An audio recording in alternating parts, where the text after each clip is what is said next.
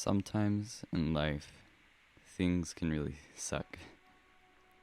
You can feel like you're stuck in an endless cycle of never ending suffering that repeats itself over and over and over again, and it'll never quit.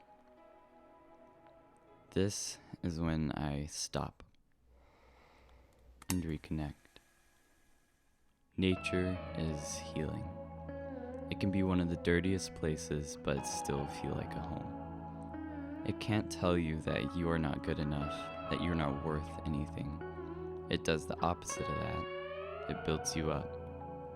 Which is why in the last couple of years I found peace in it. Change can take away so much from you, but there's one thing that can never steal: the outdoors.